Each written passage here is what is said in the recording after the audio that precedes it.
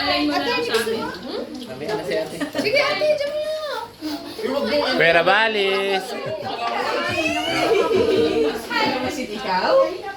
Ang bilis naman ito ni Lydia. Mamaya, ate, parang Kaya di kuha ka na nung macaroni. Maya po. Macaroni. Mamaya po. May segue muna. Thank you. Kain na. May kutsara doon na ano ah. Sige. Alam mo po sila. Ay, hindi kita ito mga kutsara lang. May kutsara doon na ano, hindi maganda yan. Kutsara na... Anong name ng... Yung dati naming lawyer ay... Chris din. Pagka 40 plus kayo na ako. Start ka na mag... Pero kabalik ta lang. Alam mo, mas nagagalit kami pag Uupo na kayo dyan, Tony. gusto namin yung mga balahurang mo. Gusto namin yung kumakain. Si Atty. Lydia, ano pala si Atty. Lydia, nagda-diet. Online niyo ako nagkakain. Kakain pa. Kakain ka pa ba? Ito na. Dito na lang. Ito ha. Ay. Niyabang-yabang ka pa lang sa araw. Sila nga sa shelter ni G. Sorry, Jen. Mag-relate na dalawang classroom. Sino? Yung attorney G, para sa hirap sa buhay natin. Oo.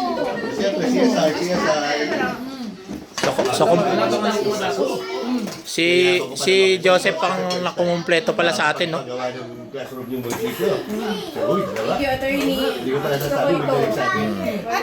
Yan, ito yung sinasabi mo. Ito. Yan. Merong katuday. Tsaka bulaklak ng kalabasa. May allocation. Problema yung challenge ng implementation.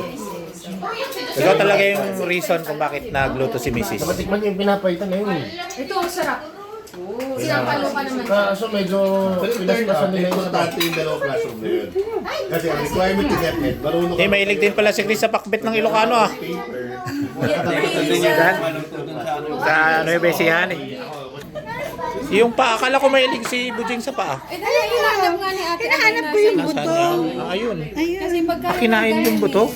Pag Naka-pressure cooker kasi kaya Nakain niya yung buto. kinakain niya yung mga ginasa. maliliit. Oo. Sino nagluluto ng ganyan? Tita Man. Pati si Vince minsan. Ay, Ayos, ah. thank you po.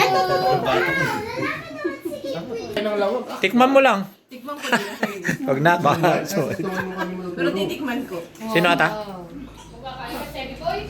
Ay, yun po kasama niyo at ako kukunin ko si baby ko. Buti kong gusto ka. Hindi na po. Bibilis Gusto ko niya. Huwag na po, ate. Kumain na yung kasi kakain ko. Ano na lang? Ate, halikat kakain ka. Hindi na pwede. Lolo na ang tawag sa akin pagka umisa pa kami. Uy, hindi nangingilala. Hindi pa. Saka yun ay Kain na po. sa lahat. So, welcome. Pakita mo kay Juris, mami.